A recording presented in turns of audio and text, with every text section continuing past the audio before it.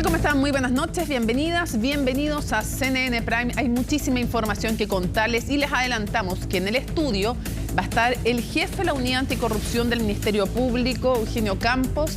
Así es que tiene mucho que contarnos de distintos casos. Vamos a ver qué novedades hay, cuál es la política además anticorrupción y la importancia para una democracia del combate contra la corrupción. Comenzamos con los titulares. Con arresto domiciliario nocturno y arraigo nacional quedaron 2 de los 6 imputados en el caso Factop. Se trata de Darío Cuadra y Alberto Sauer, quienes fueron detenidos por la PDI junto a los hermanos Daniel y Ariel Sauer, Rodrigo Toppelberg y un sexto involucrado en la investigación. Durante las diligencias, además, la policía incautó celulares, tablets y documentos. La formalización continuará mañana. El índice de precios al consumidor aumentó 0,4% en marzo, una cifra menor a las proyecciones del mercado. De hecho, la inflación a 12 meses bajó a un 3,7%. El informe destacó un aumento en los ítems de educación, vivienda y servicios básicos, mientras que las principales disminuciones fueron en algunos alimentos de primera necesidad. Los partidos están realizando las últimas negociaciones antes de la inscripción de candidatos para las primarias de junio, cuyo plazo de presentación vence este miércoles. Mientras el oficialismo y la DC continúan resolviendo nudos, principalmente por el apoyo a Claudio Rego en su reelección al gobierno metropolitano, Chile Vamos y republicanos decidieron competir en listas separadas. Continúan las repercusiones tras la irrupción de la policía ecuatoriana en la Embajada de México. Hoy el presidente de Ecuador, Daniel Noboa, se refirió a esta decisión y afirmó que se trató de algo excepcional. México, por su parte, insiste en que el allanamiento fue arbitrario y anunció una demanda ante la Corte Internacional de Justicia porque acusa grave violación de la Convención de Viena sobre relaciones diplomáticas. Todo esto y muchísimo más porque aquí comienza CNN Prime.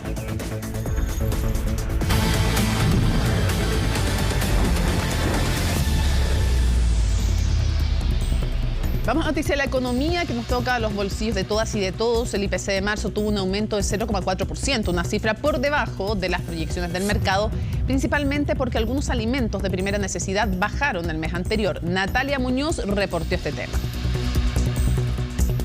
Más o menos, ¿no? Igual está caro. Para todos está caro el pollo, la carne. Bueno, el pan igual. Bueno, al menos donde yo vivo en Patuco es caro igual. Está igual de caro todo. Ahora yo vengo a comprar y está todo caro, todo. Se mantiene para mí. Las cosas siempre van a subir. Prácticamente nadie lo percibió, pero algunos alimentos sí bajaron sus precios durante marzo, como las carnes, cecinas y el pan. Fueron la excepción a la regla, eso sí. Según el índice de precios al consumidor, el alza fue 0,4% el mes pasado, una variación levemente por debajo de lo que se esperaba. Marzo siempre es un mes complicado y que estuvo en 0,4%, lo que confirma que es que la inflación sigue a la baja después de un periodo de desajuste importante y que nuevamente, como ha sido recurrente en torno a las expectativas económicas en el último tiempo, los resultados están mejor de lo que habían pronosticado. Esta cifra para el mes de marzo corresponde a una variación en 12 meses del 3,2%, por debajo del 3,6% que teníamos en el mes de febrero. Significa, por otro lado, como inflación mensual de marzo es la más baja en 4 años. Volviendo a lo más positivo, alimentos y bebidas no alcohólicas destacaron con la baja mensual de 0,9%. De ellos, los que más bajaron fueron las carnes, cecinas y el pan. El pollo ha bajado y han bajado las carnes rojas. Han bajado como en un 15%. Y la gente lo ha visto acá porque se ha visto bastante público los últimos días. Debido al dólar, que el dólar también bajó un poquito y casi todo acá se compra en dólares. Hemos tenido baja de la harina, pero los otros artículos que se ocupan para hacer el pan todavía se mantienen a precios altos.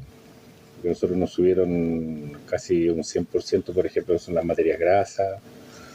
El combustible nos sigue subiendo, en el cual los hornos trabajan y los vehículos también trabajan con combustible. Si hablamos de alzas, por supuesto están los combustibles. La gasolina en marzo subió 3%, pero fue educación el área que más incidió. Luego vienen las alzas en viviendas y servicios básicos, donde destaca el gas y los arriendos. ¿A qué se deben estos aumentos de precio? Están las bencinas, que aumentan por el precio internacional del petróleo y el tipo de cambio. A esto se suma el gas licuado. Por otra parte, también están enseñanza universitaria y los arriendos. Esto porque en marzo es un mes históricamente inflacionario.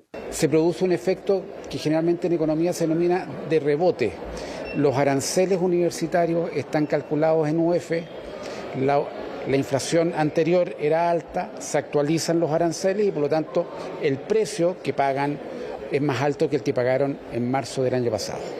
Pero igual en una proporción un poco menor a la que había registrado marzo del año pasado. La inflación anual retrocedió desde 4,5 hasta 3,7%, volviendo a la trayectoria a la baja luego del aumento puntual de febrero. Por esto en el mercado aseguran que el Banco Central seguirá bajando la tasa de interés, pero en menor magnitud de cómo lo hizo la semana pasada. Lo que estas cifras nos están diciendo es que la realidad macroeconómica del país está en un lugar distinto del que se venía pensando, que se venía proyectando. Lo importante es que si ese tipo de disminuciones se mantiene en el tiempo y observamos en 3 o 4 meses que los alimentos pueden haber bajado en 4 o 5%, van a empezar a percibirlo. La que seguirá subiendo es la unidad de fomento, cerca de 149 pesos durante los próximos días, hasta llegar a 37.299 pesos para el 9 de mayo. A solo una semana de que se elija la nueva mesa de la Cámara de Diputadas y Diputados, aún existe incertidumbre sobre quién será el próximo parlamentario en llegar a la testera. Mientras el oficialismo insiste en el acuerdo, el resto de los parlamentarios siguen conversaciones. A la par surgieron varias críticas hacia el ministro Álvaro Elizalde, como nos cuenta en su informe Belén Saldías. Por la afirmativa, 123 votos, 6 en contra, 1 abstención. Muchas gracias.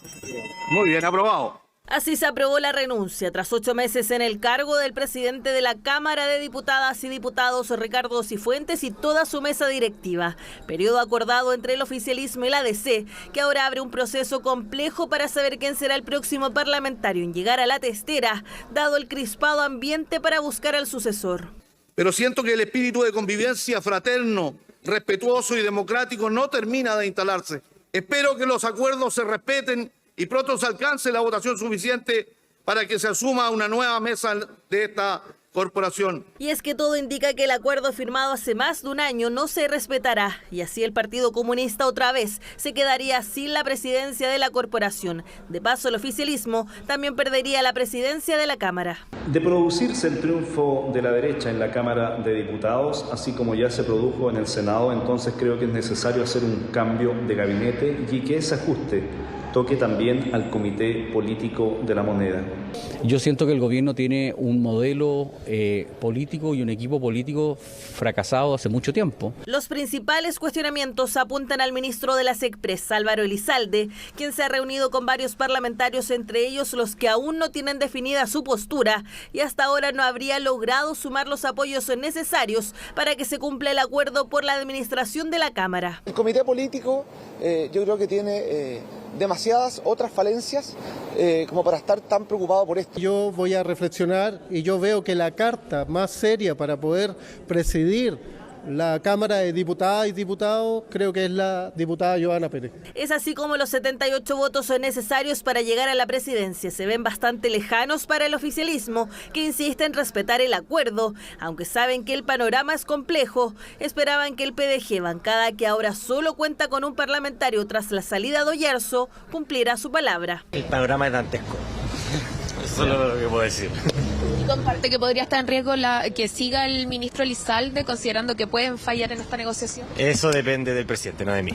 Relacionar el resultado de la presidencia de la Cámara de Diputados con los cambios en el comité político me parece que es mezclar peras con manzanas. Misma postura que mantuvo el Ejecutivo, quienes apuntaron la responsabilidad de la próxima presidencia, los acuerdos que no se han respetado en la Cámara. ¿Por qué el Ejecutivo, que no ha faltado a su palabra, que ha cumplido cada uno de los acuerdos que ha suscrito, tanto con el oficialismo como con la oposición, va a ser responsable del incumplimiento de la palabra de quienes incluso firmaron un acuerdo? Pocas posibilidades se vislumbran para el PC. El nombre que cada vez toma más fuerza es el de la diputada Joana Pérez. Creo que es muy importante que la ciudadanía tenga claro que hay parlamentarios para quienes la palabra empeñada y su firma no tienen ningún valor. nosotros seguiremos conversando para lograr ratificar el acuerdo. Tenemos efectivamente la posibilidad de perder, pero queremos perder con dignidad, con decencia, cumpliendo la palabra. Nosotros no somos la política del todo vale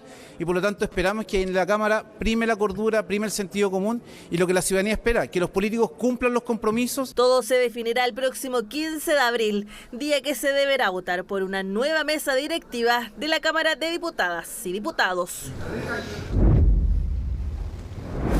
Bueno, 2 involucrados, como les contábamos en titulares en el caso Factop, quedaron con arresto domiciliario nocturno total y arraigo nacional. Mañana se van a definir las medidas cautelares de los hermanos Sauer. Valentina Nieto nos va a contar más en profundidad. Desde nuestra sala de redacción, tema que ha reporteado en profundidad. Valentina, buenas noches.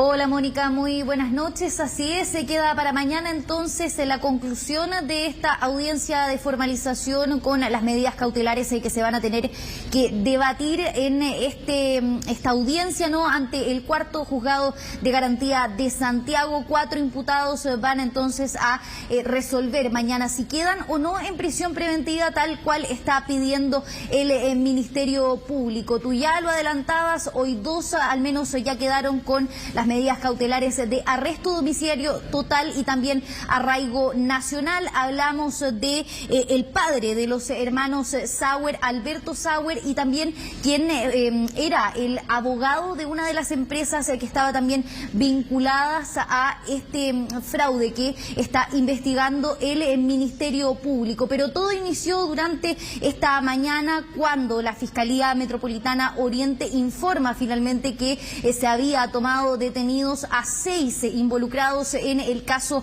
Factop. Recordemos una de las aristas del denominado caso Audios que estalla una vez que el medio CIPER publica una conversación que estaban sosteniendo los 2 abogados, Leonarda Villalobos y también el abogado Luis Hermosilla, junto al empresario Daniel Sauer, que de hecho está detenido y va a ser formalizado durante la jornada de mañana en el marco de esta arista. Parte de lo que se conversaba en ese audio publicado por el medio CIPER daba cuenta del pago de coimas a funcionarios del Servicio de Impuestos Internos y también la Comisión para el Mercado Financiero. Un registro que gatilló una serie de diligencias y la apertura también de una investigación por parte del Ministerio Público en esta causa en particular, el caso Factop, que habla precisamente del uso de esta empresa de factoring para poder entonces comprar y vender facturas ideológicamente falsas. Parte de lo que decía hoy el Ministerio Público es que hay varios hechos que dan cuenta de estos delitos. Habría también una participación activa por parte de todos estos implicados, pero serían los que van a ser formalizados durante la jornada de mañana, los que tendrían un mayor grado de participación. Por eso también es que el Ministerio Público va a solicitar precisamente esta medida cautelar de la prisión preventiva. Hoy llamó la atención, Mónica, también un hecho que no fue menor, porque nos enteramos durante la mañana, como te decía antes, de esta noticia. Estos sujetos, los 6 detenidos, fueron trasladados a el cuartel Borgoño de la Policía de Investigaciones ubicado en la comuna de Independencia, lugar en donde estaban de hecho autoridades, porque se estaba realizando otra pauta de prensa en ese minuto por otro caso, y parte de lo que se le consulta a las autoridades, particularmente al subsecretario del Interior, Manuel Monsalves, qué antecedentes manejaba. Él desconocía hasta esa hora que estaban precisamente los 6 imputados a esa hora de la mañana ahí en el cuartel Borgoño de la Policía de Investigaciones. Más tarde fue la ministra vocera de Gobierno, Camila Vallejo, también el ministro de Justicia, Luis Cordero, los que abordaron este caso. Evidentemente decían que es un buen indicio que se esté dando cuenta de los avances también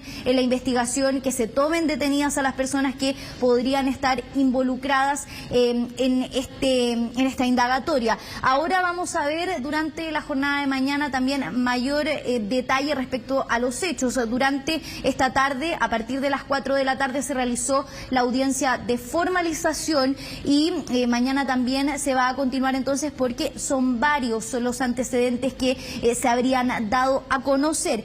Pasemos a revisar un informe que preparamos durante esta jornada a propósito de lo que fue este día, ¿no? Con los detalles a propósito de esta investigación del caso FACTOP. Escuchemos este informe. Hace algunos instantes se ha conocido sobre la detención del empresario Daniel Sauer.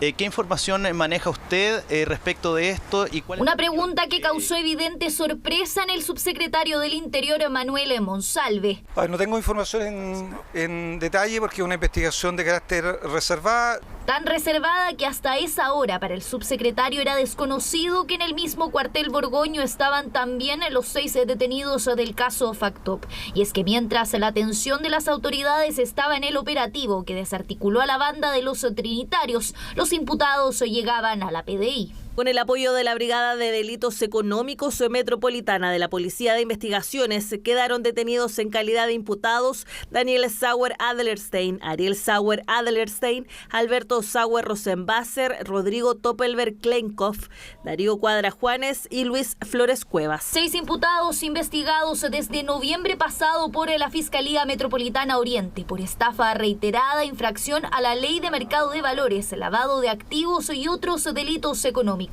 Todo tras un registro en el que Luis Hermosilla, Leonarda Villalobos y Daniel Sauer dejaron en evidencia un complejo entramado de corrupción. Parte importante de esta hueá se arreglan con plata que se pasan así.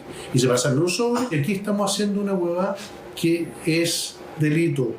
Esta hueá es delito. Y es la única manera de hacerlo.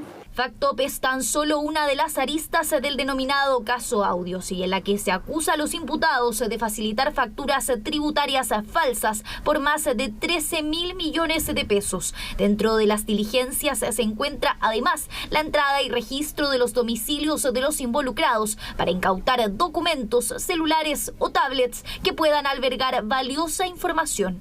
Han habido demasiados indicios de una posible red de corrupción, de personas con poder. Y esperamos que esto finalmente no sea así, pero la justicia es la que tiene que determinarlo.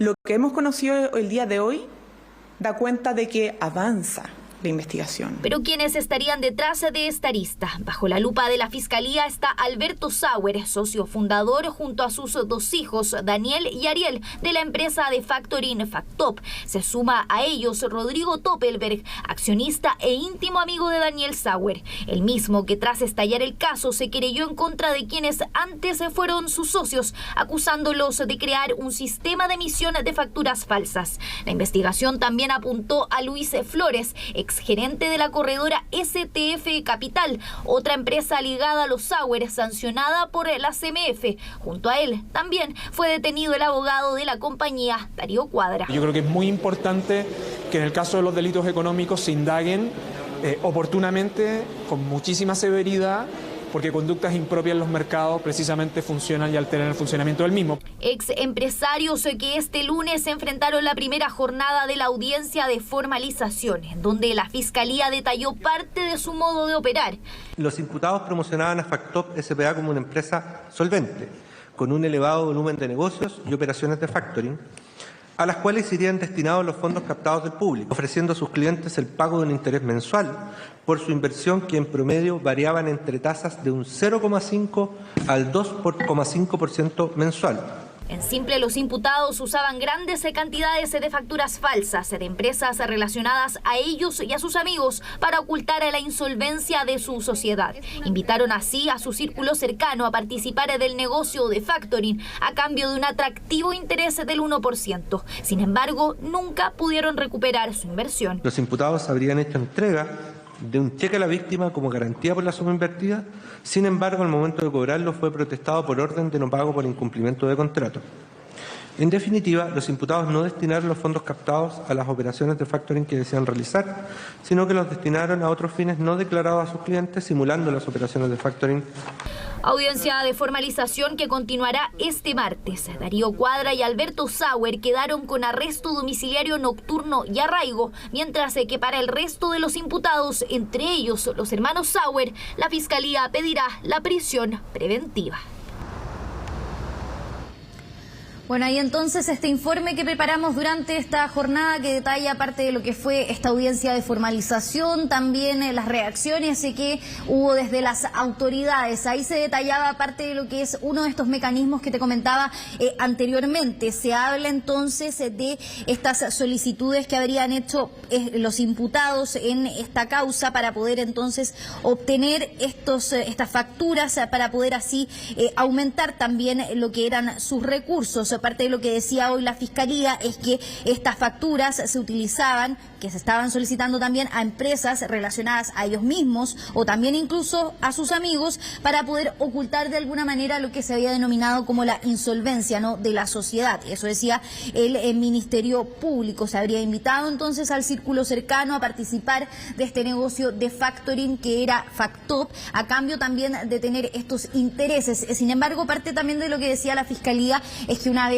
que las personas que habían invertido en este negocio solicitaban poder obtener nuevamente estos ingresos, parte de lo que se les decía es que no había fondos. ¿Por qué? Porque en ocasiones les entregaban incluso cheques que una vez que ellos iban a cobrar no tenían recursos de respaldo y por lo tanto habían perdido absolutamente toda la inversión que habían realizado. Hay harto camino por delante, aún este es el primer proceso, lo hemos dicho siempre que hay audiencias de formalización, esto no significa que las personas que estén siendo investigadas son culpables o inocentes, sino que más bien habla únicamente del inicio de una indagatoria en su contra de manera formal. Escuchemos parte de lo que señaló el papá de los hermanos Sauer, que, como decíamos antes, quedó solamente con arresto domiciliario total, negó algún tipo de participación en este hecho. De hecho, señaló que no tenía una relación cercana con sus hijos. Escuchemos parte de lo que señaló. ¿A quién está cediendo? No sé, le estoy preguntando, ¿usted está urgente? No. ¿Está tranquilo con la medida? Sí. ¿Usted insiste en su inocencia? Sí. Y respecto a la comisión de delitos de sus hijos, No tengo idea. ¿usted no conocía de lo que ellos? ¿Una relación con ellos? Lejana. ¿Usted no conocía de lo que ellos estaban realizando? No. Nada. No. Alberto, ¿quedas conforme con el arresto domiciliario nocturno? Sí. ¿Qué esperas para lo que puedan decirle a tu hijo mañana? No tengo idea, no sé. Bueno, bien monosilábicas las respuestas que daba ahí Alberto Sauer, padre entonces de los hermanos Daniel y Ariel Sauer, que mañana van a ser formalizados. Ya se adelantó por parte del Ministerio Público que se va a pedir la medida cautelar más gravosa, que en este caso es la prisión preventiva a las 2:30 de la tarde. Entonces está fijada también en el cuarto juzgado de garantía de Santiago la última parte de esta audiencia de formalización en el denominado caso Factop. Mónica. Valentina Nieto, impecable y clarísimo toda la explicación y el reporteo. Muchísimas gracias. Buenas noches. Buenas noches. Ya no es fiscal porque tuvo que dejar su cargo de fiscal para incorporarse como director de la unidad especializada que tiene que ver con todos los temas de anticorrupción. Eugenio Campos, muchísimas gracias por acompañarnos en CNN Prime. Muy buenas noches, gracias por la invitación. Ahora, usted no le toca directamente al caso Factop porque tiene que ver con delitos económicos, más allá de que pensemos o no los ciudadanos de que hay eventualmente corrupción también en esto. Pero igual quisiera preguntarle, ¿cuál es la gravedad a su juicio de este caso? Bueno, absolutamente grave, lo que motivó efectivamente a una investigación de alta complejidad llevada por la Fiscalía Regional Oriente, en la cual se han deducido también querellas por parte del Servicio de Impuesto Interno respecto a determinadas figuras del Código Tributario y que también motivaron en definitiva la solicitud tanto de las órdenes de detenciones judiciales respecto de los imputados en cuestión y que, como hemos podido observar, esta audiencia de control de detención y formalización de cargos en la cual se están discutiendo medidas cautelares. Da la gravedad no tan solo por el carácter y modalidad, sino que también por los montos involucrados, la fe pública también respecto a los cuales está inmerso el número de víctimas, como también los millonarios montos también que fueron en perjuicio del erario fiscal. Ahora, lo que sí les compete a ustedes es la arista que algunos llaman caso Audio y yo le llamo caso Hermosilla, Porque en esta reunión entre Bernarda Villalobos, entre además el abogado Luis Hermosilla y uno de los miembros de los Sauer, se dice que están, en el fondo hay una grabación en que se dice que están cometiendo delitos y hablan de la posibilidad de coimas básicamente y de pagos a funcionarios públicos del Servicio de Impuestos Internos, de la Comisión del Mercado Financiero. La tesis de ustedes es que hubo coimas. ¿Ustedes pueden a estas alturas descartar que hayan habido pago de coimas a funcionarios públicos? Yo creo que, Mónica, dar cuenta en primero que nada, esto nace a mediados del mes de noviembre del año 2023. No llevamos ni 4 meses más o menos aproximadamente investigando estos hechos, lo que ha generado, por cierto, un cúmulo de diligencias investigativas por parte de la Fiscalía. Uno de aquellos, por cierto, guarda relación en cuanto a la veracidad o no del contenido de lo que se está conversando en esa valga la redundancia, conversación, ¿no? Y en la cual el Ministerio Público está realizando todas y cada una de las diligencias. Hay frutos respecto de los cuales dan cuenta esa diligencia de investigación.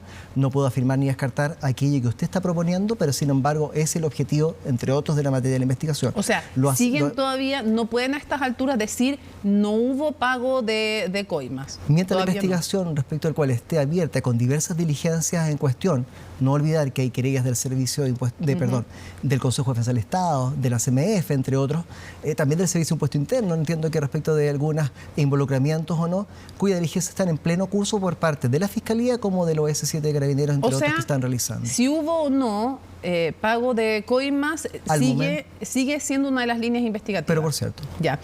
¿Van a perseguir penalmente al abogado Luis Hermosilla? A ver, en una investigación respecto de las cuales, si se generan o no hechos que revisten carácter de delito, son los que el Ministerio Público debe investigar. No voy a hablar respecto de la persona en particular por cuanto no puedo hablar de causas que están en plena ejecución, ¿no? Eso lo establece claramente nuestro Código Procesal Penal. Pero sí deme un ejemplo que puedo yo otorgar en este momento. Si hay hechos que revisten carácter de delito en determinada investigación, sea quien fuere, la persona que fuere o el grupo que sea, el Ministerio Público tiene el deber constitucional de investigarlo. A estas alturas todavía no tienen la claridad respecto de Luis Hermosilla. Estamos investigando. Están investigando. ¿Es efectivo que hay 400 chats del abogado Hermosilla que estarían, según publicó La Tercera, protegidos por el secreto profesional? No tengo esa cifra respecto del medio de comunicación que usted me pregunta. Es materia, obviamente, de la reserva y el secreto propio de la investigación. Ahora, en otro de los casos asociados, tiene que ver con el caso, ahora pongámosle título, Hermosilla Muñoz, ex jefe, ex director de la PDI, WhatsApp. Y quisiera preguntarle, antes se me queda algo en el tintero. Esa reunión, la grabación que dio a conocer Ciper Chile, ese audio, ¿es una prueba válida? A ver, ¿cómo se inicia esta investigación? El Ministerio Público, al tener conocimiento de un hecho que reviste el carácter de delito, genera una denuncia de oficio, tal como explicó claramente la Fiscalía Regional Oriente, quien lleva también este caso, ¿no? Y en virtud de eso se generó un cúmulo de diligencias de investigación, entre otras, autorizadas judicialmente por un juzgado de garantía y en la cual se encuentran en pleno desarrollo. Dicho de esta forma, aquellos antecedentes que está reuniendo el Ministerio Público en virtud de esta investigación, de avanzarse, de ejecutarse alguna formalización, de realizar diligencia, se va a tener que debatir en una audiencia de preparación de juicio oral respecto de la licitud o no. Pero la tesis de la Fiscalía al día de hoy, efectivamente, consideramos que es una prueba o un antecedente, mejor dicho, antecedente al día de hoy, absolutamente válido. Legal, entonces. Válido. Y entiendo que eso es porque ustedes lo recogen desde Hay una denuncia de oficio a través de un medio de comunicación que tomamos conocimiento de un hecho que puede revestir carácter de delito. O sea, no son ustedes los que graban ilegalmente, digamos, esta conversación. Nosotros tuvimos esta grabación y tomamos conocimiento a través de un medio de comunicación. Perfecto. Vamos al caso, como le decía, Hermosilla, Muñoz, exdirector de la PDI y WhatsApp. Quisiera preguntarle si usted investigaba, de hecho, una de las causas que tenía que ver con el ex director de la PDI, Héctor Espinosa, de la cual se filtran, de hecho, diligencias, las filtra el exdirector de la PDI, y eso sí él lo reconoce, y su abogado también nos reconoció.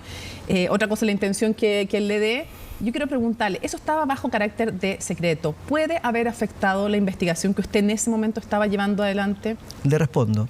En nuestra legislación nacional existen diversos tipos de secretos y el objetivo del legislador precisamente es para el éxito de la investigación. Tenemos un secreto en general, ¿no?, establecido por el Código Procesal Penal para todo tipo de investigación, de la más leve a la más grave, ¿no es así? Pero también el legislador ha establecido que para determinados delitos tiene un secreto, en otros casos, reforzado, como por ejemplo en la ley de drogas, como por ejemplo lavado de activos, que es la ley 19.913. Respecto de aquellas diligencias, se entiende que el Ministerio Público hizo uso de esa herramienta del artículo 31 de la ley de activos para mantener el secreto de esa investigación. Por cierto, si eventualmente se divulga cualquier tema de información respecto del contenido u otros que establece, puede constituir ese ilícito. Y es lo que se formalizó investigación hace un par de semanas atrás. Yo le pregunto, usted era el fiscal que llevaba el caso, eventualmente eso puede perjudicar, porque algunos que le quitan gravedad y dicen, no, bueno, ya sí, será secreto reforzado, pero en verdad decía el abogado, ya, era una diligencia menor, no perjudicaba en nada. ¿Puede haber perjudicado? Precisamente eso es uno de los objetos de esa investigación que llevaba de la Fiscalía Regional Oriente, y permítanme no poder responder esa pregunta porque es objeto de esa investigación. Porque según eso se va a tipificar también la responsabilidad penal. Hay dos figuras, claro, del 246 propio del Código Penal de una violación secreta del empleado público, y versus aquella también del delito especial del inciso final del artículo 31 de la ley de lavado de activos. Y que tienen que ver además con si dañaron o no finalmente la causa pública. Quiero preguntarle, ¿tiene la Fiscalía y usted en particular postura sobre darle o no acceso al Consejo de Defensa del Estado a toda la carpeta investigativa, como nos decía el presidente del Consejo de Defensa del Estado, que iban a pedir, o específicamente a lo que más llama la atención, a estos WhatsApp del abogado Hermosilla? A ver, hay que dar cuenta que el Consejo de Defensa del Estado es quien ejerce la representación del fisco, ¿no? Del Estado en definitiva. Y donde hay un interés fiscal, él tiene un interés legítimo de poder intervenir. De hecho, es un interviniente. Tanto es así que la ley orgánica del propio Consejo de Defensa del Estado obliga, entre otros, al Ministerio Público, y que cuando está en perjuicio el interés fiscal o hay conductas reñidas de funcionarios públicos que pueden ser constitutivas de delito, el Ministerio Público debe informar o comunicar para que ellos ejerzan lo que en derecho corresponda, en este caso la acción penal. Así lo han hecho, y dentro de ese afán tiene el carácter de interviniente conforme al Código Procesal Penal, y como interviniente tiene derecho al conocimiento de la carpeta investigativa. Ahora bien, respecto de determinadas piezas en las cuales el fiscal o la Fiscalía ve que pueden vulnerar determinados derechos, puede eventualmente tener alguna reserva, y aquel interviniente que considera tener un derecho mayor puede ir ante un juez de garantía a poder pedir alguna solicitud ampliada. Y desde su perspectiva, ¿el Consejo de Defensa del Estado debiera tener de alguna manera un acceso preferente a los WhatsApp del abogado Hermosilla, dado lo que se está investigando y el rol que tiene el Consejo de Defensa del Estado? Creo que en esta postura, por más allá de la que puedo opinar o yo, en este caso como Eugenio Campos, que es interesante. Es la opinión precisamente el día de hoy. Estoy no como Eugenio Campos, estoy como director anticorrupción. Por cierto que tengo una opinión personal sobre el punto. Será una materia que del momento mismo... Y como jefe de la unidad anticorrupción, ¿no es bueno que tenga justamente acceso al Consejo de Defensa del Estado para que los ayude, sean más ojos trabajando y mirando esta investigación? Yo creo que más allá del caso de la contingencia, siempre me gusta responder estas preguntas con ejemplos. Hay algunas respecto de los cuales uno puede tener acceso a todo, pero puede estar bajo un secreto que no todo solo puede ser un secreto profesional. Imaginemos un secreto militar respecto de investigaciones como me han tocado. Que es el que llama la atención, para que no pateemos al córner. Quiero saber si ustedes quieren, que no patee al córner, o si ustedes creen que tienen que tener acceso o no. ¿Y por qué se lo pregunto? Se lo pregunto porque hay una acción además ante tribunales de un abogado que quiere que no se le entregue al Consejo de Defensa del Estado, porque dice que se pueden vulnerar además su honra, que puede haber escarnio público de lo que él habló con el abogado Hermosilla. Yo creo que todos los derechos tienen en este caso una sincronía respecto de un proceso penal. Pero yo le pregunto, ¿tiene razón el abogado de sentir esa aprehensión, o la Fiscalía le puede dar garantía de que lo que no sea constitutivo de delito no se va a hacer escarnio público? Pero es que el razonamiento que tuvo la Ilustrísima Corte de Apelaciones para rechazar por inadmisible ese recurso de violación, ese recurso de protección, da cuenta efectivamente de que no hay garantía conculcada o fundamental que se pueda ver vulnerada. O sea, dicho en fácil, que no tiene que sentirse amenazado en su integridad el abogado. No. Lo que está diciendo efectivamente que puede ser un tema, una mera potencialidad que en la práctica eventualmente todavía no ha ocurrido. Eso es más o menos lo que entiendo del fallo de la Ilustrísima Corte de Apelaciones, que entre comillas puede que el día de hoy no se encuentre firme de ejecutoriado, por cierto, ¿no? Pero ahora, llevándome a la pregunta y contestándola derechamente, yo creo que primero, antes de temas de meras potencialidades, hay que ver el caso concreto. ¿Hay o no hay una solicitud? El día de hoy desconozco si esa solicitud está por parte del Consejo de Defensa del Estado. Lo que sí yo le puedo responder, que cualquier interviniente tiene derecho a tener conocimiento de las piezas investigativas. Quiero llevarlo al caso Maipú, que tiene que ver con un municipio y tiene que ver con varios eventuales o potenciales delitos, entre ellos fraude al fisco. Puede decirse, como dijo el alcalde, bueno, de que se puede, el punto es si tiene razón o no. Tiene razón el exalcalde Lavín cuando dice que en el caso de Maipú En el fondo solo hay desorden, pero no hay fraude al fisco porque los peluches no serían fraude al fisco. Desconozco primero lo que haya opinado el señor Lavín. Desconozco también si él tiene conocimiento o no de la carpeta investigativa, ¿no?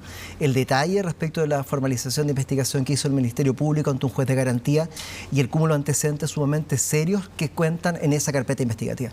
No hay que olvidar que un juez de garantía y no hay que olvidar que la Corte de Apelaciones, respecto a la existencia de hechos que revisten carácter de delito, no tuvo duda alguna de que sí. Y en cuanto al grado de participación, no tuvo duda alguna de que sí. Pero en dicho simple, en simple, en este caso, entre otros, las figuras de fraude al fisco, consideramos que al menos en este estado procesal satisface la norma precisamente del legislador. Y en fácil. Lo que decían es que no se llevó plata para la casa. Eso fue lo que dijo el exalcalde Lavín, que no se llevó plata para la casa y que lo de los peluches, por tanto, no es fraude al fisco. Entonces, ¿el fraude fiscal es solo cuando alguien se lleva plata para la casa? No, necesariamente no es así. De hecho, para hacerlo también y explicarlo en fácil, cuando hablamos de malversación de caudales públicos, no es nada más ni nada menos que sustraer fondos públicos para sí o para terceros, e incluso es más, que yo consienta que otro los sustraiga, no obstante que estoy a cargo de los fondos. ¿Está bien? Si uso una plata, por ejemplo, que era para educación, la uso en otro fin, ¿eso también es constitutivo eventualmente de fraude al fisco? Puede ser fraude al fisco, una aplicación pública diferente, por ejemplo, que son sanciones que establece nuestro Código. O sea, para caer en este tipo de delitos... El hecho de que yo no necesariamente me haya llevado la plata para la casa, haciendo, por ejemplo, higiene campo y trabajando en la fiscalía, eso no necesariamente puede decir, no, eso no constituye delito. Ya, no es la única forma de delinquir en este ámbito, llevarse la plata para la casa. No. Ya. También, de alguna manera, se dijo que aquí... había solamente desorden. Lo que hasta ahora, en el caso de Maipú, lo que hasta ahora ha indagado en la tesis de la Fiscalía, ¿es aquí que hay un mero desorden? Yo creo que los antecedentes fueron sumamente claros al momento de la audiencia de formalización. Por cierto, uno de ellos podría ser precisamente el tema del desorden, pero hay otros tantos más que avalan precisamente las imputaciones realizadas por la Fiscalía. O sea, no es por un mero desorden que están persiguiendo penalmente a la exalcaldesa. No. Ya, son cosas bastante más graves. Pero por cierto.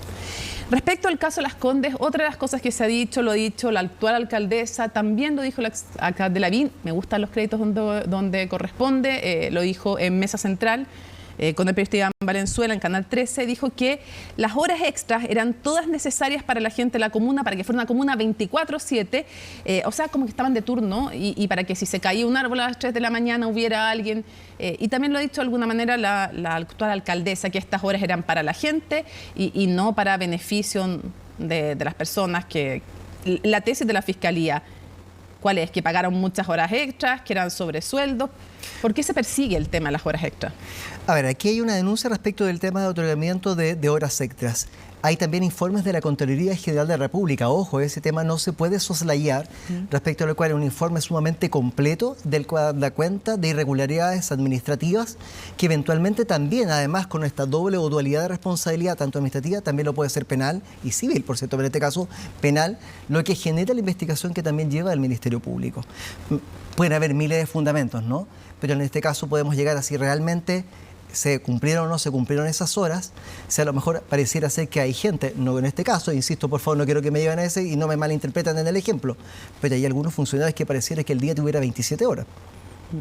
O sea que lo que se está investigando no es que se pagaron muchas horas extras en abstracto, sino que lo que se está investigando es si se cumplieron o no con el trabajo de estas horas. No tan solo, se hay fundamentos para ello y efectivamente, como en otros casos nos ha tocado, que eventualmente incluso como una prerrogativa lamentable que ocurrió en otros casos anteriores, también investigados, sancionadas, en que en algunos las horas extras se ocupan para, por ejemplo, un sobresueldo, que podría ser una modalidad.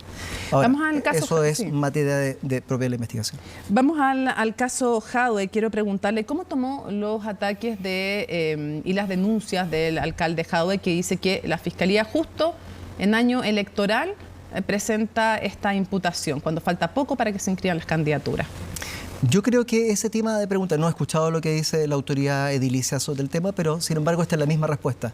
El Ministerio Público, sus tiempos, sus plazos están determinados por la ley, en el Código Procesal Penal, en el Código Penal respecto a la prescripción de los delitos o de las penas en su caso, y el Ministerio Público, teniendo los antecedentes, tiene que solicitar lo que en derecho corresponda, y lo ha hecho con seriedad ante un tribunal de justicia, pidiendo una audiencia de formalización por hechos que consideramos graves y que van a ser, en este caso, comunicados el 29 de mayo en una audiencia de carácter público, donde ahí podremos debatir, entre otros, no tan solo la formalización de los hechos, sino que obviamente va a haber una discusión de medidas cautelares al respecto. Él dice que ustedes eventualmente podrían estar haciendo para impedirle una candidatura presidencial a futuro.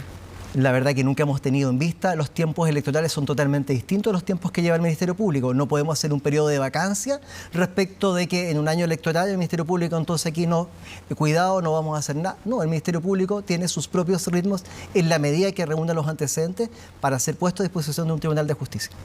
¿De alguna manera daña las instituciones, molesta a las instituciones cuando se hacen este tipo de imputaciones públicas? Creo que en definitiva, más allá del caso en particular, debiéramos educar respecto del punto de vista de las funciones que tiene un organismo autónomo como el Ministerio Público.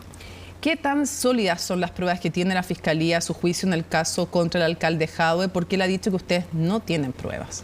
Bueno, yo creo que él conoce y cualquier interviniente, no quiero nuevamente insisto sobre este mismo punto, una persona que tiene la calidad de imputado, que ha sido citado, que tiene derecho a pedir diligencia, respecto de las cuales tiene copia de la carpeta investigativa, tendrá sus apreciaciones, por tanto, sus ejercicios, y aquí es sumamente claro. Yo creo que aquí nadie tiene reglas oscuras. Si yo considero, Eugenio Campos, que en definitiva soy inocente, bueno, más allá de indicarlo, creo yo, ante un medio de comunicación, voy a un tribunal y pido una audiencia sobre sobreseimiento definitivo, conforme al artículo 250, letra B, que para que la gente lo entienda, es decir, que Eugenio Campos es inocente. Yo creo que ahí es donde se tiene que discutir. Por eso que yo digo que en definitiva, más allá de litigar para la galería, uno tiene que ir a litigar ante un tribunal de justicia respecto de cuáles son sus antecedentes. En este caso, le voy a hacer la misma pregunta que hace hartos años, en medio del caso Penta, le hice al entonces fiscal regional metropolitano Oriente, Manuel Guerra. Probablemente el delito que más le molesta a un funcionario público, o también incluso a los privados, es el cohecho. Uno de los delitos que ustedes le imputan al alcalde Jadwe es el cohecho. Yo quiero preguntarle si eso para usted es intransable. La verdad que más allá de hablar de la palabra intransable o no, son que los hechos hablan por sí solos. Y la investigación habla por sí sola, y cuando uno encaja estos hechos investigados por el Ministerio Público, con peritajes sobre su respecto, con informes entre otros de la Contraloría, con declaraciones de testigos, con requerimientos de información, y hace el símil o el match con el Código Penal, da cuenta precisamente de aquellos antecedentes. En el caso Maipú, en el caso, por ejemplo, busquemos uno de los que estábamos hablando recién. Maipú y en el caso Recoleta, ¿van a ir a juicio oral? A ver, yo creo que sería poco prudente indicar desde ya o ex ante una decisión. Por favor, permítame indicar que la formalización, para mí, en modo de entender y hacerlo fácil, es el comienzo del fin. Por tanto, donde se judicializa una causa no necesariamente a través de una querella, sino que aquí hay certezas. ¿Y cuáles son esas certezas? Primero, que ya la Fiscalía no va a poder archivar provisionalmente esa investigación. La segunda, que le permite o habilita a la Fiscalía para discutir medidas cautelares, no tan solo personales, sino también de cautelares reales. Y tercero, fija un plazo de investigación. Una vez vencido ese plazo, 1, 2 días, 5 meses y el plazo máximo, que son 2 años, el fiscal tendrá que pararse y poder, permíteme solamente 10 segundos, tener o tomar una de 3 opciones. No tengo los antecedentes suficientes para enfrentar un juicio oral, por tanto comunica una decisión de no perseverar. Considero que los antecedentes no constituyen delito, pide un sobreseimiento definitivo. O considero que los antecedentes son suficientes para acusar, es decir, que esa causa probablemente va a terminar en un juicio oral. De todo el mundo municipal, de todos estos casos, ¿hay algunos abogados que les estén pidiendo ya salidas alternativas, juicios abreviados? Del que tenga conocimiento, no.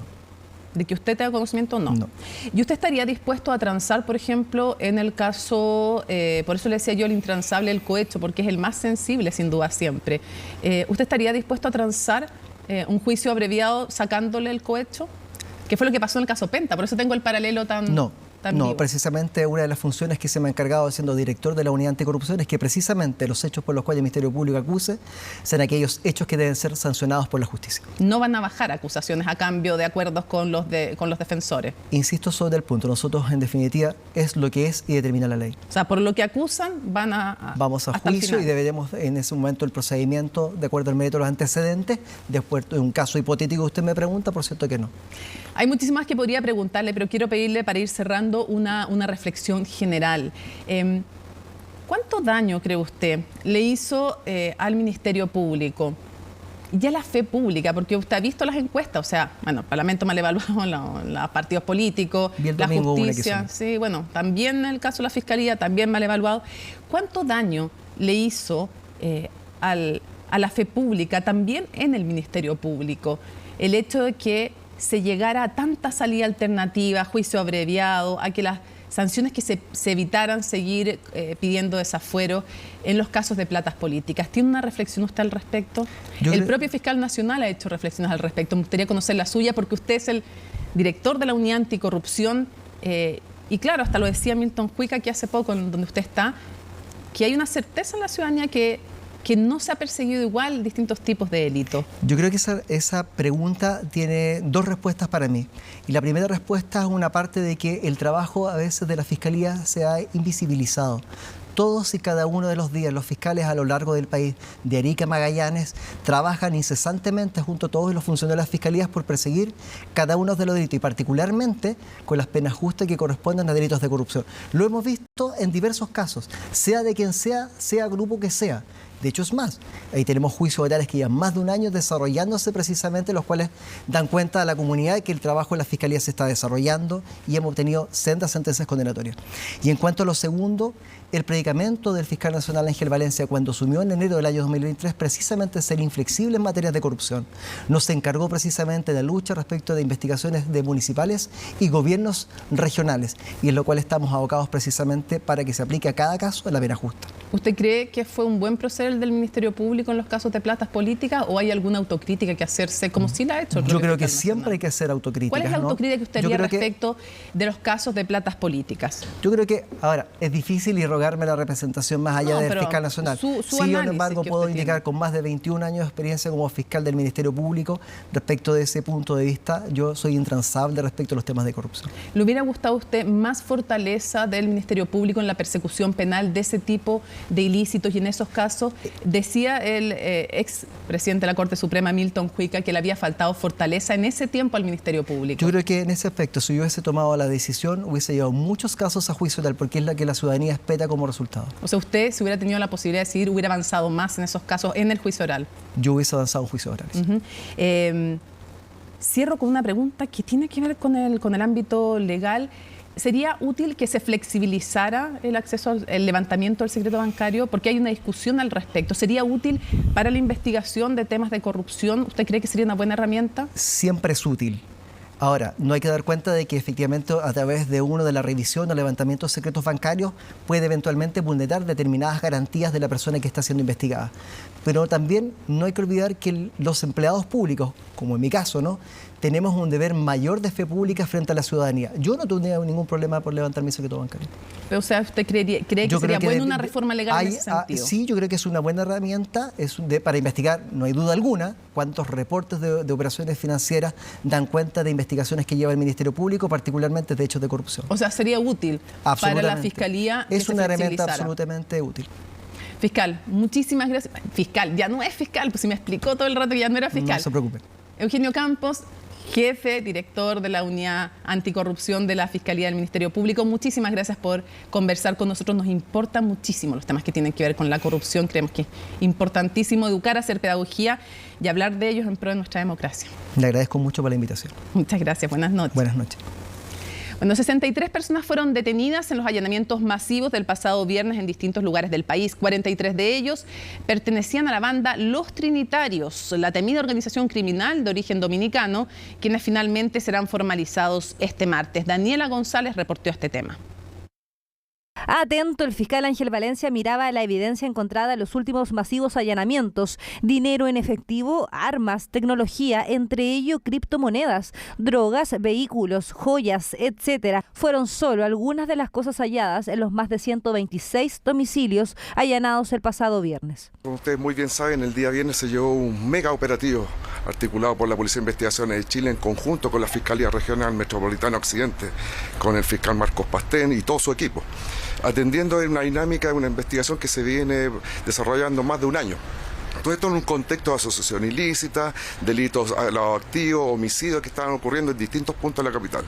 Desde marzo del año 2023, la Fiscalía Metropolitana Occidente comenzó la investigación que terminó con 63 detenidos, 43 de ellos presuntamente vinculados de forma directa con los trinitarios. Tras el mega operativo, más de 50 personas fueron detenidas y al menos 40 pasaron a control de detención, en un intento por desmantelar esta banda internacional.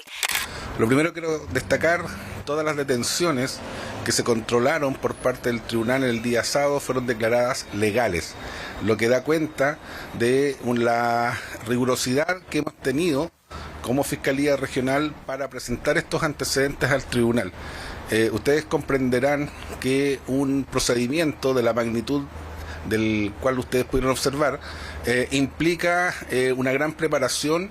Preparación que tuvieron por meses los más de 1.000 efectivos de la PDI que trabajaron en el gran allanamiento. Evidencia abunda. Por eso, desde Fiscalía dicen que no solo han atacado a las personas que cometen delitos, sino también a su patrimonio. Lo que vieron ustedes, este mega operativo policial del día viernes, no hubiera sido posible sin tener aprobado la ley contra el narcotráfico y el crimen organizado. Son las nuevas herramientas que hemos dispuesto para nuestras instituciones del Estado, más los recursos que hemos dispuesto para nuestras instituciones del Estado, las que nos están permitiendo ver estos despliegues. Aquí hay una organización de carácter criminal que era una amenaza para la seguridad del país y que ha sido desarticulada. Y el segundo mensaje, creo yo que es bien importante a partir de los operativos que se han realizado, es que las organizaciones criminales en Chile no van a tener impunidad. Claro, pero a pesar de esto... Este es un fenómeno que nosotros tenemos que seguir investigando.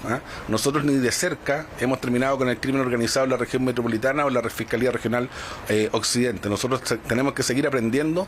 Los trinitarios son una organización criminal dedicada al narcotráfico y a todos los delitos asociados a ello. Su líder fue capturado hace algunos días en el aeropuerto de Santiago, pero el grupo también tiene otros cabecillas. Director, hay dos órdenes de captura internacional a los dos miembros dominicanos que están en Estados Unidos, en República Dominicana.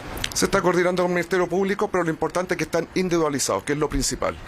El costo último que enfrenta el delincuente primero está en que sea individualizado, detenido y condenado. Nosotros hicimos las dos primeras partes. Los trinitarios se muestran como una organización definida, con lealtad, disciplina y cargos. De hecho, todo indica que tienen hasta sus propios mandamientos. Lo más grave es la asociación ilícita. Tienen crímenes de diverso tipo. Tienen crímenes de robo, de secuestro, también tienen crímenes de, obviamente, homicidio, tienen crímenes contra la propiedad y otra serie de delitos.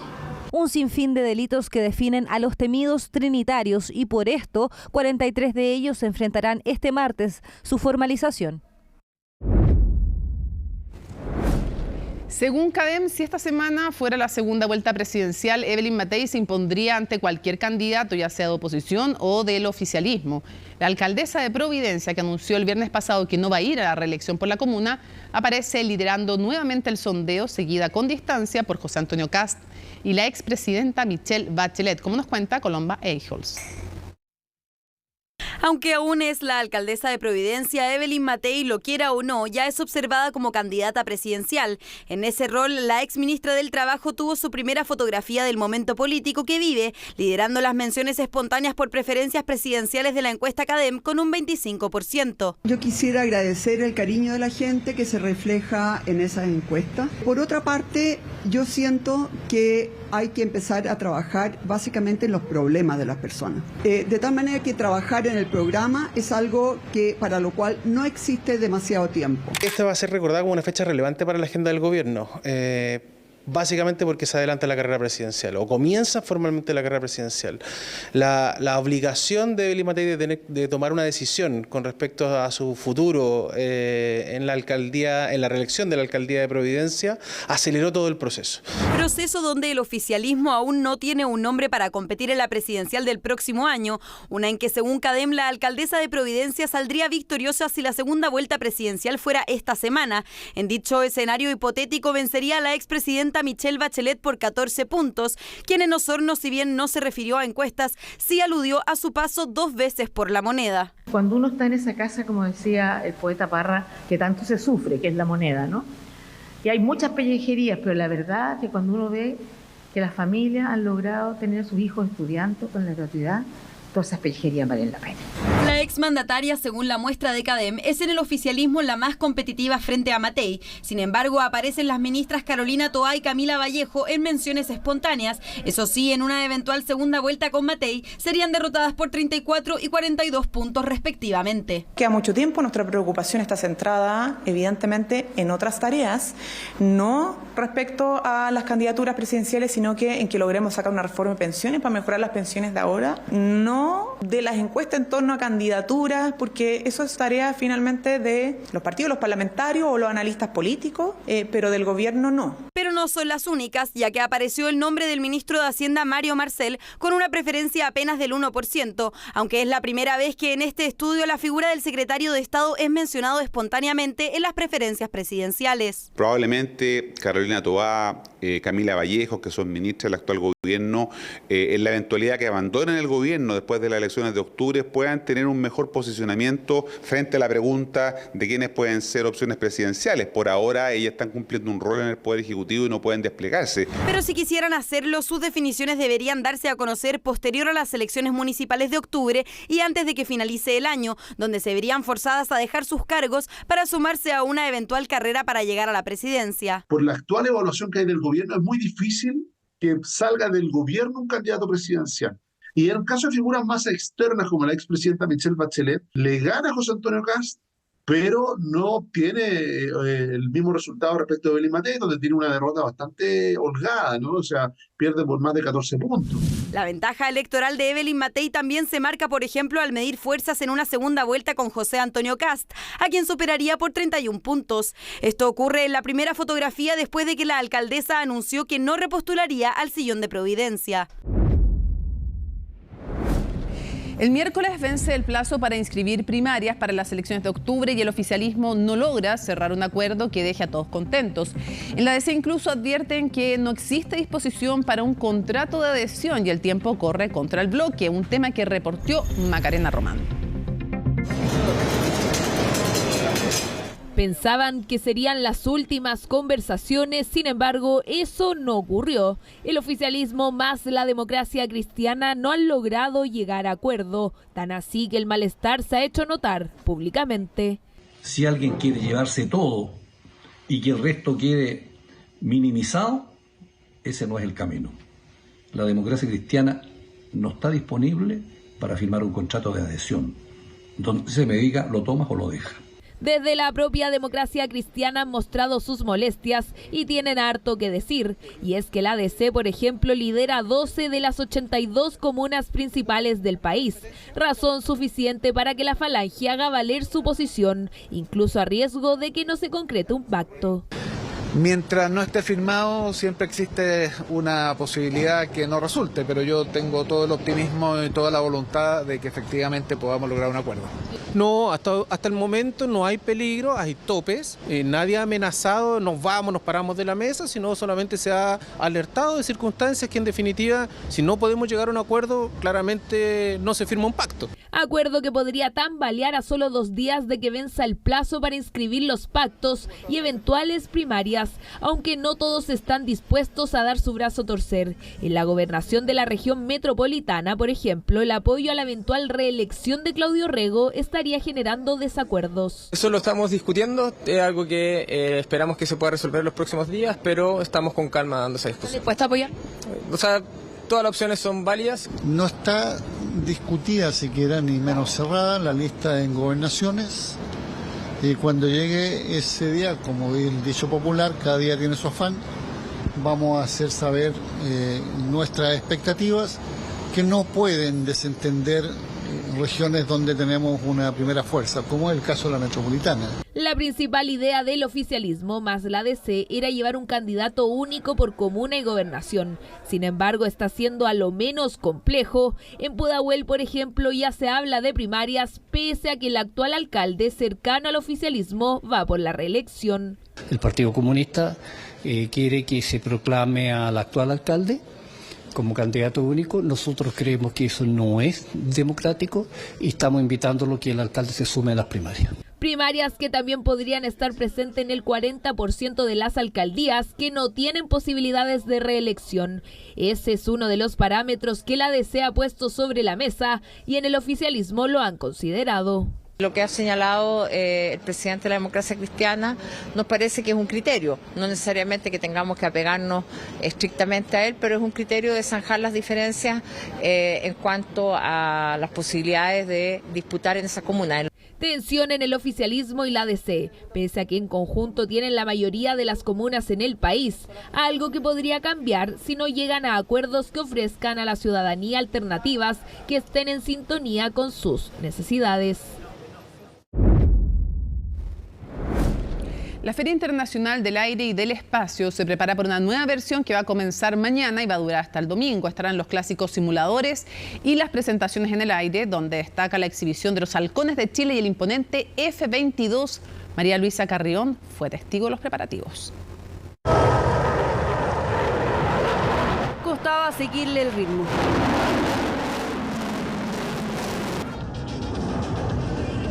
Por momentos sus vueltas en el aire eran de no creer. Otras veces simplemente dejaba a todos con la boca abierta. Hablamos del F-22 Raptor, una aeronave que ya ha estado en exhibición en otras 4 FIDAE y que vuelve este 2024 para encantar a grandes y chicos. El avión F-22 es un avión de quinta generación, un avión tremendamente capaz de hacer muchas cosas. Yo creo que es uno de los aviones más importantes de la Fuerza Aérea de Estados Unidos y para nosotros es un honor que esté acá. La verdad que la performance que desarrolla al vernos en el aire sorprende no solamente a quienes conocemos un poco del tema aeronáutico y aeroespacial, sino que también de la gente que nunca ha visto que un avión pueda desarrollar ese tipo de maniobras que obviamente atraen y son muy buenas de ver.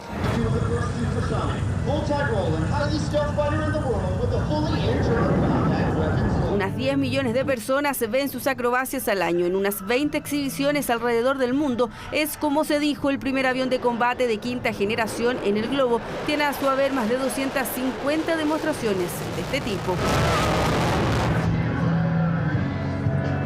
La potencia y la agilidad se conjugan de tal forma que este avión, valorado en 143 millones de dólares, da vueltas en el cielo dejando a todos asombrados. Es esta misma máquina la que será una de las protagonistas de la Feria Internacional del Aire y del Espacio. Cuando nosotros conversamos que es la feria más importante o de mayor relevancia a nivel latinoamericano, créanme que es así. Y cuando hablamos que estamos posicionados como una de las 5 más importantes del mundo, créanme que también es así. El objetivo no es menor, lograr posicionar a la FIDAE entre las 3 mejores ferias del mundo. En esta versión habrá 47 países participantes, 260 delegaciones y más de 400 expositores. La idea es lograr ser un puente entre la Fuerza Aérea y la ciudadanía que año tras año espera esta instancia.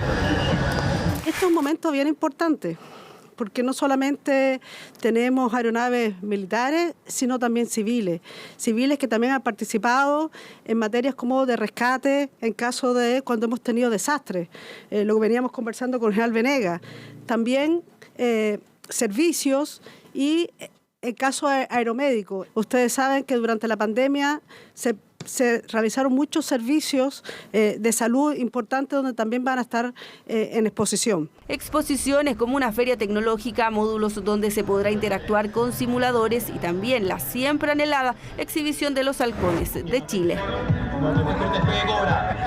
Este consigue alcanzar la velocidad de inicio de maniobra y montar en la vertical. Un trabajo bien intenso desde que un piloto ingresa a la escuadrilla Halcones hasta que hace su primera demostración, transcurre aproximadamente 1 año y medio a 2 años.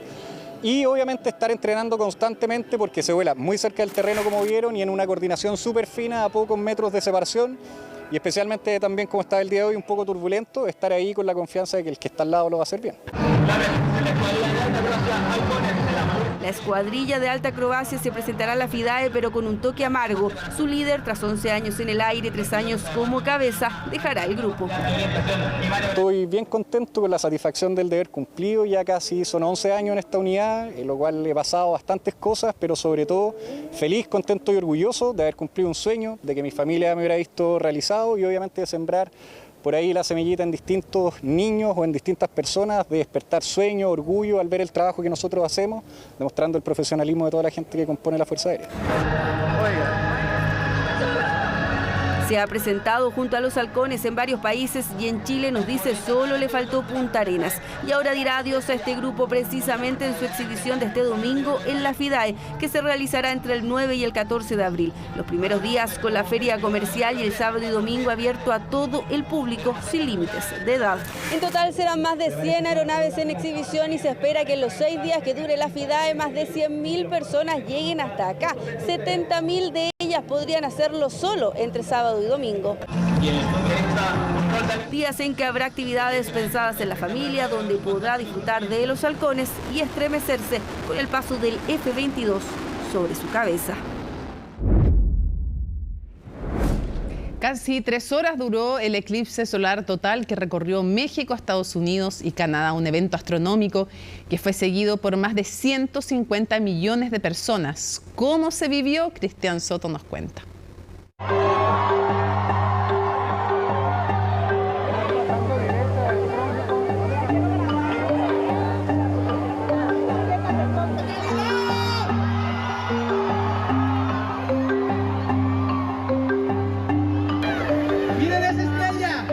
El reloj marcó las 11:07 de la mañana en Mazatlán, México, el primer lugar donde el eclipse solar total alcanzó su totalidad.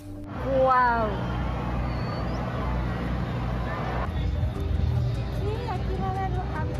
Mucha emoción, ganas de abrazar a la familia, nos dio frío, se nos quitó el calor y es algo único.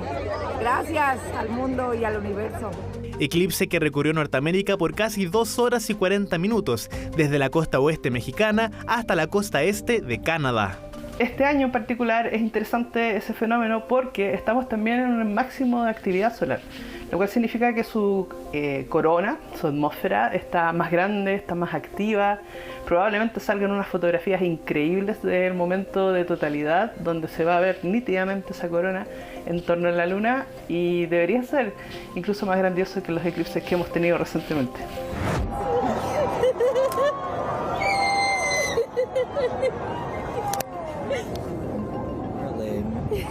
You absolute sweetheart.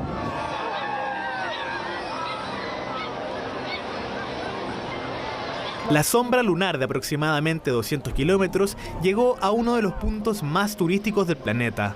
Bajo un estado de emergencia por el casi 1 millón de personas que llegó al lugar, en las cataratas del Niágara se registró así el momento. Ni siquiera el presidente de los Estados Unidos quedó fuera del evento. Gente, disfruten el eclipse, pero váyanse a la segura, no sean tontos. En las calles de Nueva York se vieron filas de personas que buscaban comprar lentes para ver el cielo, los cuales ya estaban agotados en diversos lugares durante la mañana. Texas fue uno de los estados donde llegó primero a la totalidad, emocionando a miles en las calles, incluida una chilena. Este eclipse total solar fue el primero que yo veía en vivo e en directo, y a pesar de que yo supiera los fenómenos, a pesar de que uno los estudia y que uno los conoce, me dejó igual boquiabierta. Es hermoso, fueron unos 2 minutos y medio de total hermosura. Fue realmente increíble, sí, fue una experiencia que nunca había sentido antes. Cuando se puso totalmente oscuro yo estaba literalmente gritando todo el tiempo. En realidad lloré un poco porque era abrumador, fue una experiencia increíble. Todo el mundo estaba como gritando, yo estaba como, oh, está pasando, está pasando. Por eso agarré a mi amigo y él estaba como, oh, está pasando. Empecé a mirar hacia arriba y es como, oh, es real. Todo el mundo empezó a gritar y yo estaba como, wow, fue todo tan surrealista. Incluso en la famosa pista de carreras de Indianápolis, una gran cantidad de público se reunió a ver el eclipse. El momento que se oscureció fue lo más hermoso que he visto. Estaba totalmente sorprendida. Me voló la mente. Viajaría para ver otro. Vi uno en 2017, pero este estaba mucho más claro. Esa imagen que ves en internet y verla ahora en persona y esa energía que se vivió acá fue increíble. Con la música y la gente aplaudiendo, fue fantástico. En conversación exclusiva con CNN Chile, Michael Bloomfield, astronauta y excomandante del transbordador espacial, se refirió a la importancia de este hito. Los eclipses son eventos claves, les permite a las personas a entender un poco mejor el universo y hacerse preguntas y volverse curiosos acerca del mundo y el universo en el que vivimos. Los eclipses nos reúnen y nos dan algo común para mirar. Nuestro país vivirá un eclipse solar anular el 2 de octubre de este año, que será visible en Rapa Nui y la región de Aysén. Para ver nuevamente un eclipse solar total, tendremos que esperar hasta el año 2048.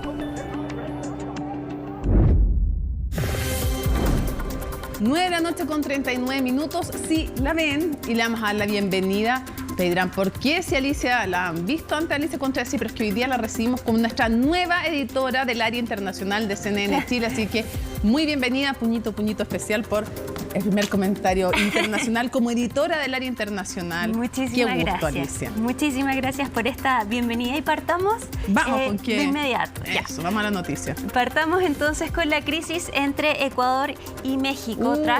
Suavecito, estamos empezando ya. Ok. Tras la ruptura de las relaciones diplomáticas entre ambos países, después de que las fuerzas de Ecuador irrumpieran en la Embajada de México para recuperar a Jorge Glass, el ex vicepresidente de Ecuador, finalmente hoy día el presidente de Ecuador, Daniel Noboa, se refirió a este tema. Justificó esta decisión y publicó una carta a través de sus redes sociales donde dice que Ecuador no va a justificar a los criminales, que la justicia no se negocia, y además dijo que está dispuesto a resolver las diferencias con México, pero México por su parte ya está preparando esta demanda ante la Corte Internacional de Justicia porque dicen que Ecuador violó el derecho internacional. Gabriel Palma preparó un informe para que revisemos todos los detalles.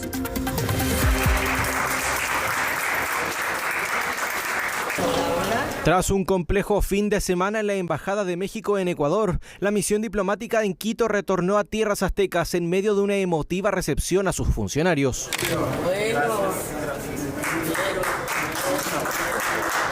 Y es que las relaciones entre México y Ecuador han tomado un rumbo sin retorno desde el allanamiento de la policía ecuatoriana a la embajada mexicana en la capital el pasado viernes, todo con el objetivo de detener al ex vicepresidente ecuatoriano Jorge Glass, condenado por corrupción y asilado en la sede diplomática, lo que ha generado un escándalo sin precedentes para la región. Fue un acto autoritario. Es malo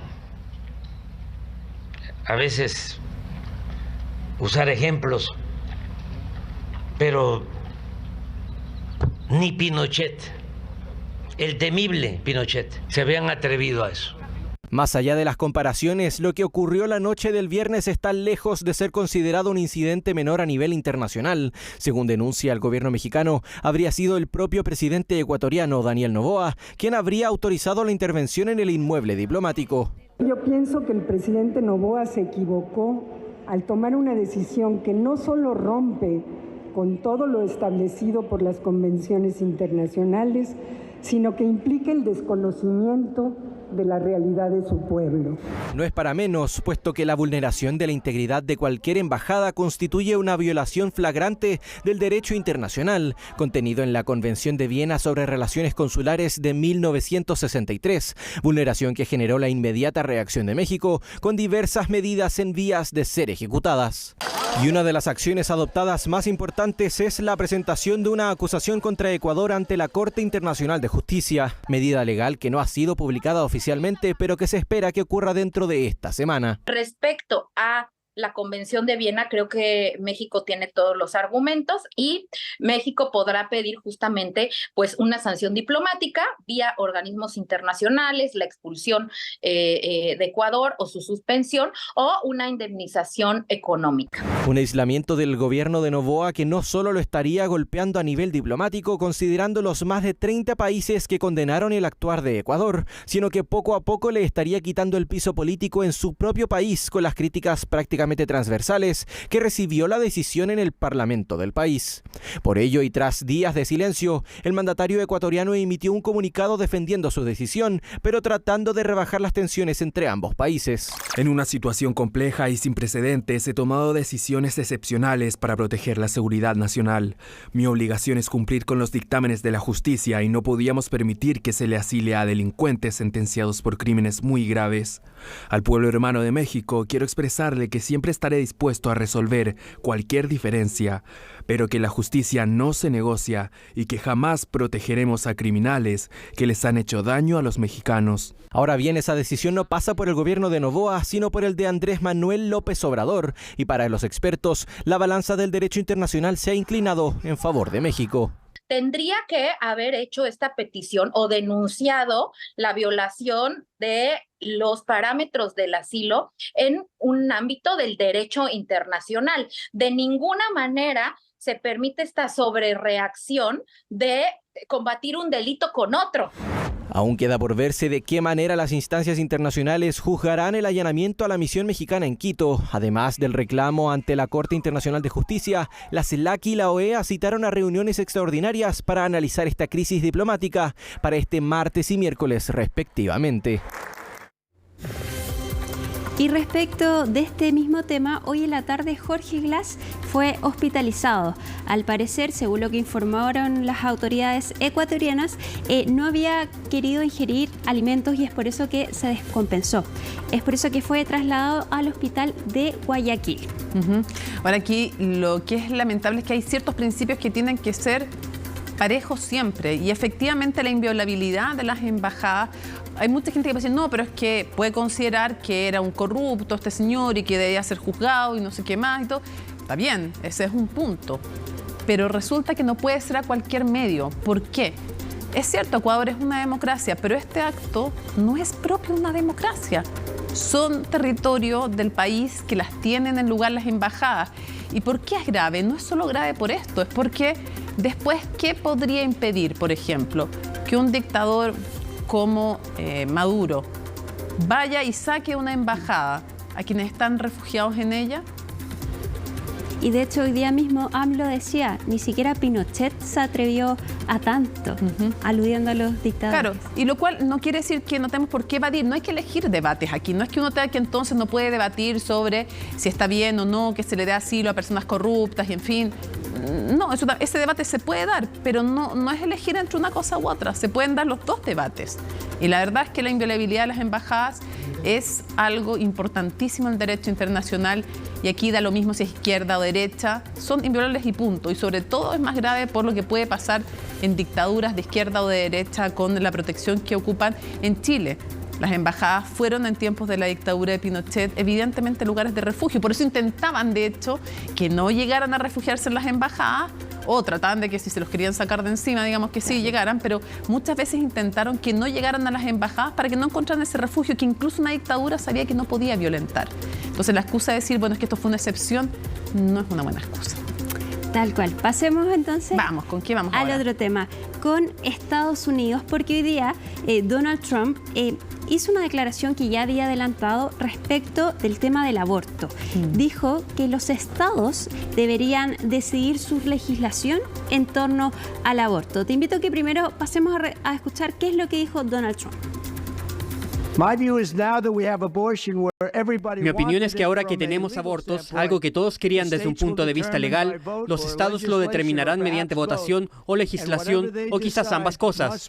Y cualquier cosa que decidan debe regirse la ley del territorio, en este caso la ley del estado. Muchos estados serán diferentes, muchos tendrán un número de semanas diferente o algunos serán más conservadores que otros. Y al final del día, todo esto depende de la voluntad del pueblo. Ahora, depende de los estados hacer lo correcto. Como Ronald Reagan, estoy firmemente a favor de excepciones por violación, incesto y ante el riesgo de vida de la madre.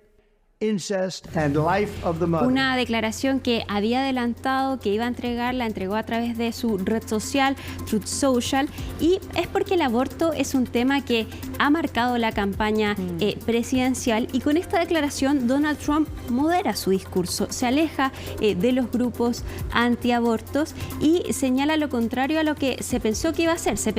Él había insinuado que él iba a estar en contra a la prohibición del aborto en todo el territorio. Ahora modera este discurso y dice que más bien son los estados los que deben decidir su legislación. Además asegura que hay excepciones para la interrupción voluntaria del embarazo. O sea, que hasta Trump está de acuerdo con eso. Sí. Se refiere a la violación, los casos de violación, incesto y cuando esté en riesgo de vida de la madre. Ahora, este es un tema importante de campaña porque, según las encuestas de opinión, muchos de los estadounidenses no estuvieron de acuerdo con la anulación del fallo de Roe versus Wade, que en 1973 permitió el aborto a nivel nacional. Entonces, los estadounidenses no están de acuerdo con esta decisión, por ende... Depende de quiénes, digamos, depende de quiénes. Los sectores más conservadores sí están felices con que se echara abajo este fallo. Exacto, pero según las encuestas de opinión, la gran mayoría no estaría tan a favor, y esto sería más bien una estrategia entonces política de Donald Trump de moderar su discurso. Ahora, digamos, si estamos hablando en términos netamente electorales, es inteligente en el sentido que él sabe que tiene asegurado a los más conservadores, no van a tener otra oferta electoral por quien votar, a eso ya los tiene seguro, y esto le permite de alguna manera captar a otro público. Claro. También un guiño a los estados, al reconocimiento de su posibilidad de autonomía, pero es bueno explicar en lo práctico que este fallo que existía de la Corte Suprema no era una ley, era un fallo, es derecho constitucional, y este fallo implicaba que daba un paraguas en el fondo general para todo el país, no habiendo, a falta de una legislación sobre el tema, que no existe, hay legislaciones de cada estado, pero no hay una a nivel nacional. A falta de esa legislación nacional, era este fallo el que le daba una protección al derecho al aborto, así entendido en Estados Unidos, a nivel nacional. Ahora, claro, sin ese fallo depende de cada estado, básicamente, si eso es así, lo que está diciendo una obviedad. Una obviedad de... Sí, pero es un punto político también, como tú muy bien señalas. Está marcando una postura. Exactamente. Bueno, eso entonces con la campaña presidencial estadounidense, esto de cara a las elecciones de noviembre. Y te invito a que pasemos al siguiente tema, la revisión de lo que está ocurriendo en la guerra entre Israel y Hamás. Ayer se cumplieron 6 meses de este ataque de Hamás, y ayer también Israel confirmó que sus tropas están saliendo del sur de Gaza, de la ciudad de Han Yunis. Ahí hoy día entonces los residentes volvieron a este lugar y la encontraron así, completamente destruida, edificios en el suelo, no encontraron sus hogares ni tampoco sus lugares de trabajo. Es de una falta de... Es que es horroroso, mira esas imágenes. ¿Quién no podría conmoverse? Porque una cosa es Hamás, pero ¿qué culpa tienen estas personas? Por algo el derecho internacional prohíbe los ataques, los castigos a civiles, que eso es lo que ha estado pasando estos 6 meses. Exactamente, y de hecho hoy día también se conoció que la razón de la salida de estas tropas israelíes no sería más bien para aliviar a la población, sino que es más bien para aliviar al ejército, que se prepare para nuevas operaciones. Y hoy día el primer ministro de Israel, Benjamín Netanyahu, confirmó que ya tienen una fecha para atacar Rafah, que es la ciudad donde las tropas israelíes no han llegado y donde precisamente se está refugiando 1,5 millones de palestinos. Es el último bastión y que todavía quedan muchas personas ahí. Escuchemos las declaraciones de Benjamín Netanyahu.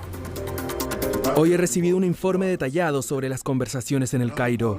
Estamos trabajando constantemente para lograr nuestros objetivos. En primer lugar, la liberación de todos nuestros rehenes y lograr una victoria completa sobre Hamás.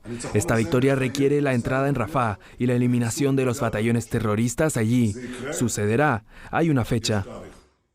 Ahora, todo esto ocurre mientras siguen las negociaciones en Egipto para un posible acuerdo entre Israel y Hamás para poder liberar rehenes, también para poder liberar a rehenes palestinos que están a cargo de Israel, pero esas conversaciones todavía al parecer no han avanzado, todavía no se conocen muchos detalles de lo que está pasando en el Cairo.